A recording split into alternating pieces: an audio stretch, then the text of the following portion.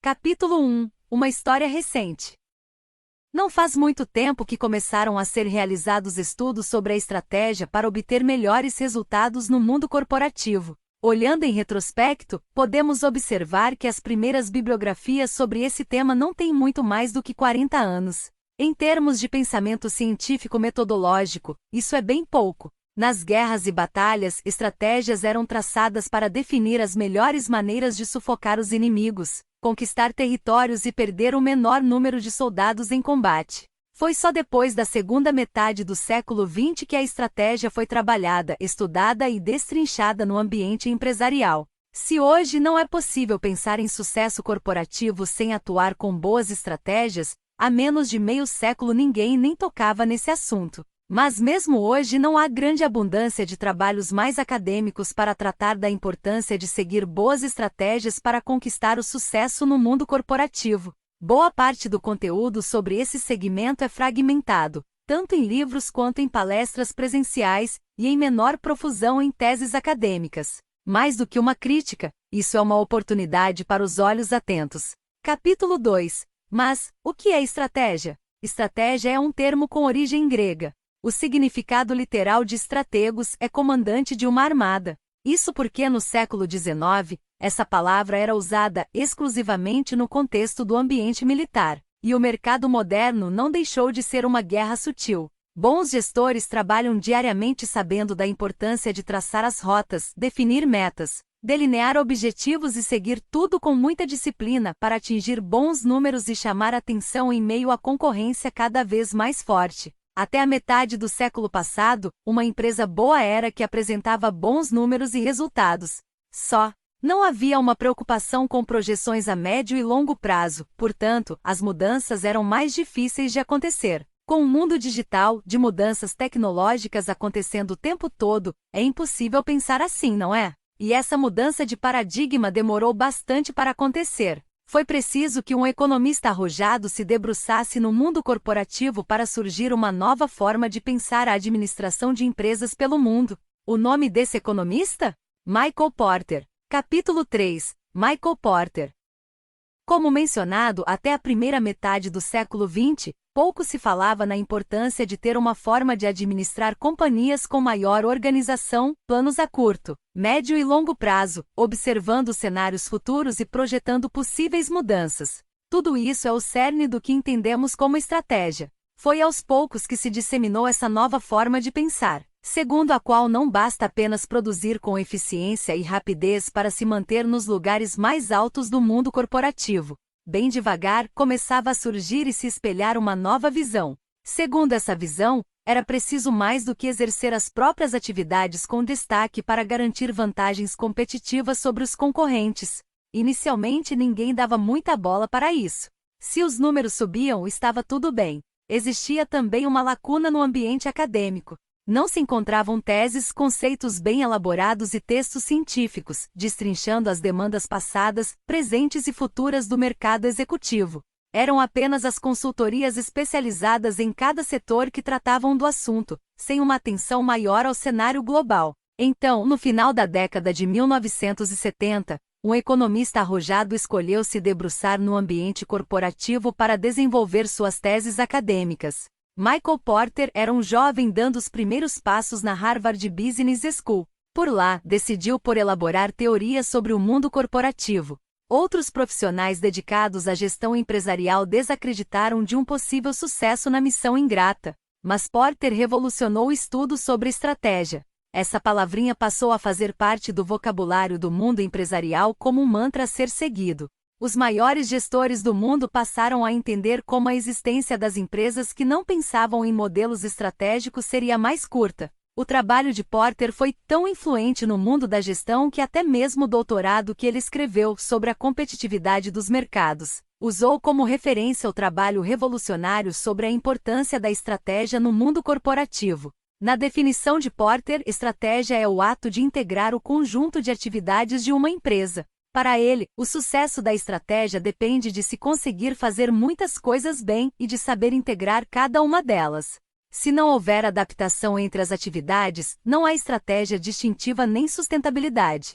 Por fim, os resultados dependem da eficiência operacional, com a estratégia colocada em prática. Décadas depois, alguém ousa questionar as palavras de Porter? Capítulo 4. O que é a estratégia adaptativa? Toda vantagem competitiva é transitória num mundo tão disruptivo quanto o da era digital. Por isso, qualquer estratégia adotada precisa ser flexível, com a capacidade de ajudar a organização na tomada de decisões ágeis. É fundamental responder às movimentações cada vez mais rápidas e exigentes do mercado o mais rapidamente possível. É aí que entra a estratégia adaptativa. Este modelo de pensar os caminhos traçados para o futuro da empresa ocupa um lugar central. É o foco maior da companhia, embora também esteja enraizado em todos os níveis hierárquicos e indivíduos da empresa. Para exemplificar de um jeito bem simples e prático, pense num camaleão. Ele se transforma de acordo com o ambiente, mimetizando as características do lugar em que está, de maneira contínua, para que os caçadores não percebam a presença. A empresa que trabalha a estratégia adaptativa funciona como um camaleão, mas ao contrário. Ela vai se adaptando a cada ambiente, mas para ser vista e se manter competitiva. A estratégia adaptativa representa uma evolução daqueles primeiros conceitos de estratégia aplicados ao mundo empresarial. Sem desprezar os benefícios da eficiência operacional, esse novo modelo de pensar a gestão corporativa valoriza a visão de dinamismo para garantir a relevância do posicionamento para as organizações e do valor das competências essenciais. E a partir daí, evoluir para se adaptar ao ambiente atual, inserindo elementos mais adequados à realidade da economia atual. A estratégia adaptativa nada mais é do que um passo além dos ensinamentos de Michael Porter. Sem entender o básico sobre estratégia, é impossível aplicar o novo conceito no mundo corporativo. E sem colocar a estratégia adaptativa em prática no século XXI, as chances de ficar para trás aumentam consideravelmente. Capítulo 5. Estratégia adaptativa colocada em prática. Para traçar uma boa estratégia adaptativa, é preciso trabalhar com dados, agilidade e cultura, tudo de maneira integrada e simultânea. O cliente é o foco principal. É por causa dele que são realizadas contínuas inovações, em busca de melhores resultados. Na estratégia adaptativa, o cliente não é mero comprador, mas protagonista do processo, sendo ouvido e tendo o perfil analisado em cada etapa do trabalho até o produto final. Estratégia adaptativa não é só um discurso bonito. É incluir o cliente no processo como centro de uma atividade que, mais que gerar bons resultados em vendas, cria novos valores para a companhia. Note empresas como Uber e Netflix. Além de oferecerem um serviço de qualidade, têm uma imagem consolidada perante o público. Já reparou como nós nos sentimos muito à vontade ao interagir e dar palpites sobre o funcionamento dessas empresas? Você consegue imaginar isso acontecendo há 2 décadas? Ou melhor ainda, você consegue imaginar isso na empresa em que trabalha? Uma boa estratégia adaptativa não apenas substitui o modelo clássico de gestão, nem mesmo é resumida a adotar uma equipe multidisciplinar com talentos em vários segmentos. Ela conecta todos os elementos da empresa. A interdependência é fundamental para uma boa estratégia adaptativa. Todos estão conectados. Tanto o sucesso quanto o fracasso são resultados de um trabalho coletivo. Até porque nem toda estratégia adaptativa dá certo. Vejamos alguns cases. Os benditos canudos de plástico. Recentemente, os consumidores têm pedido veementemente às marcas que reduzam o uso de plástico nas fases de produção. Tentar reduzir o desperdício de plástico é uma tarefa difícil para algumas indústrias, mas parece que as marcas estão atentas. Alterar a matéria-prima do canudo com certeza não fazia parte do plano estratégico de nenhuma grande empresa, mas se o cliente quer muito isso, por que não fazer isso? A Starbucks é apenas um dos principais players do setor que está garantindo o fim do uso de itens de plástico não recicláveis e trocando seus canudos de plástico por alguns que são ecologicamente corretos. Ao fazer isso, eles estão fazendo muito mais do que apenas ouvir os desejos e necessidades de seus consumidores. Eles estão tentando resolver 2 problemas ao mesmo tempo: poluição plástica e desemprego. Até a Nestlé, uma empresa que não se destaca em sua reputação de cuidar do mundo natural, está aderindo a essa tendência. A Nestlé está focada em reduzir o uso de plástico em todo o negócio como um todo, não apenas quando se trata de embalagens. Quase 300 corporações globais assumiram o compromisso de reduzir o desperdício e minimizar sua pegada ambiental geral até 2025. 2. Cuidado. Os consumidores têm um apego emocional a um produto.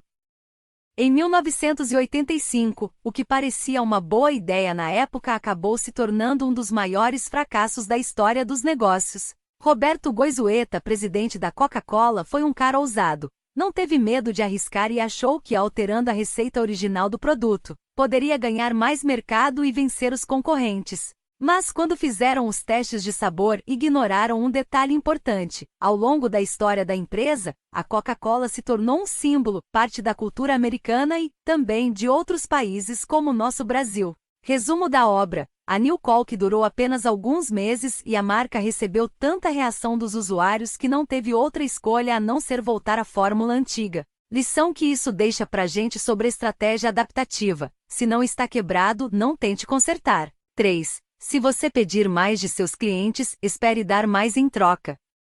A Netflix virou até memes para chamar alguém para sair hoje em dia. Serviços de streaming no geral tornaram-se um verdadeiro símbolo cultural e parte do nosso mundo moderno. Mas, mesmo um serviço que é usado em todo o mundo pode ter seus momentos de interrupção. Alguns anos atrás, a Netflix sofreu uma reação negativa depois de tentar aumentar sua assinatura mensal. Você provavelmente se lembra disso. Os clientes descobriram que tinham que pagar mais, mas recebiam exatamente o mesmo serviço. Este escândalo trouxe muitas lições valiosas. Se você tiver que aumentar o preço, ofereça algo em troca ou certifique-se de comunicar a decisão de uma forma que faça sentido para o seu cliente. 4. Sempre seja sincero sobre suas políticas. A Apple é uma daquelas empresas que entrarão para a história como uma das que mudarão o mundo. Mas alguns anos atrás, eles falharam em explicar aos clientes por que os iPhones antigos eram mais lentos que os modelos novos. Quando as informações sobre como os telefones estavam sendo limitados na velocidade de propósito, a reação foi enorme. Parece que a Apple supostamente diminuiu o desempenho dos telefones apenas para evitar que as baterias velhas fizessem com que o telefone desligasse inesperadamente, mas, ao ocultar essa informação, eles arriscaram perder a confiança de seus compradores. E isso é um duro golpe para qualquer marca, por maior que seja. Eles tiveram que oferecer descontos nas substituições de baterias e pedir desculpas publicamente a seus clientes. 5. Esteja preparado para definir corretamente os procedimentos antes de fazer uma grande mudança. Quando a Cheerios anunciou sua linha sem glúten, as pessoas ficaram surpresas ao ver uma mudança tão significativa para uma marca bem estabelecida. Mas, depois de um tempo, ficou claro que o movimento foi mal implementado. Os clientes sensíveis ao glúten começaram a adoecer porque a forma como a Cheerios processava seus grãos sem glúten não os impedia de serem contaminados com trigo e aveia. A intenção foi boa, mas a implementação da estratégia foi um passo em falso. 6. Nike, assumindo uma posição cultural. A gigante dos tênis criou o Air Max 1 em comemoração ao feriado de 4 de julho, e estava programado para ser colocado à venda em algumas semanas. O salto do sapato apresentava uma bandeira dos Estados Unidos com 13 estrelas brancas em um círculo, um desenho criado durante a Revolução Americana e comumente referido como a bandeira Betsy Ross. Um porta-voz e ativista imediatamente abordou as preocupações de que a bandeira de Betsy Ross tivesse conotações racistas, então a Nike cancelou a venda do tênis. Entretanto, o ativista era um dos milhões de clientes da empresa, e a decisão de retirar os sapatos enfureceu outra boa parte do público americano. Acontece que a Nike deu um passo para trás para dar 2 passos à frente. Enquanto alguns ficaram irritados com a mudança, a Nike apostou em sua base mais jovem e liberal para apoiar a mudança e se tornar defensora da marca. As marcas ouvem o feedback dos clientes de várias maneiras. Algumas são descaradamente diretas e outras implícitas, como a Nike. De qualquer forma, os clientes parecem atraídos por marcas que mostram publicamente que entendem o que as pessoas estão dizendo e o que elas querem. A estratégia adaptativa da Nike foi, portanto, passar a defender bandeiras como parte de sua cultura organizacional, a fim de angariar público. Capítulo 6. A cultura organizacional na estratégia adaptativa. Não é fácil implementar a migração para uma estratégia adaptativa dentro de uma empresa. É preciso adotar novos elementos de forma prática. Afinal, esse processo é muito complexo e desafiador, porém necessário. Mesmo que a empresa tenha consciência da necessidade de mudanças, é muito mais fácil manter as coisas como estão do que trabalhar por novos e imprevisíveis caminhos, concorda? Por isso, antes de implementar esse novo modelo, é preciso fortalecer a cultura organizacional interna. É a única forma de solidificar uma nova forma de gerir, para mexer naqueles conceitos estabelecidos há muitas décadas na companhia. Em todos os níveis deve haver uma conscientização dos motivos para se adotar um caminho menos rígido e mais propenso a mudanças. Saber onde a empresa está, quais as mudanças que a atravessam e aonde se quer chegar precisa ser disseminado em todos os níveis de hierarquia. Para isso acontecer com sucesso, os funcionários precisam se sentir como parte de um todo, não como meras engrenagens de pouca utilidade. Todo o sistema de filosofia e crenças da empresa se transforma na adoção de uma estratégia adaptativa. Lembra-se que falamos que o foco é no cliente? Pois bem, lembre-se que existem clientes internos também. Seus colaboradores serão os primeiros a serem ouvidos. A pergunta de ouro é: que tipo de empresa você quer ser? Uma estática no tempo ou uma que implementa mudanças estratégicas e adaptativas de acordo com a necessidade e evolução do mercado? Entenda o que seu cliente quer e trabalhe para oferecer isso e muito mais a ele. Capítulo 7. Considerações finais. O mundo digital vem promovendo mudanças cada vez mais rápidas. E quem não se adapta a elas inevitavelmente fica para trás da concorrência e acaba esquecido pelos clientes. A principal lição deixada é que cada vez mais, não basta pensar em estratégia com uma mentalidade estática. É preciso analisar cenários e adaptar-se às transformações correntes. Você não quer ficar para trás, né? Esperamos que tenha gostado deste curso de estratégia adaptativa na era moderna. Desejamos a você todo o sucesso do mundo. Agora você pode solicitar o seu certificado se assim o desejar. Até o próximo curso!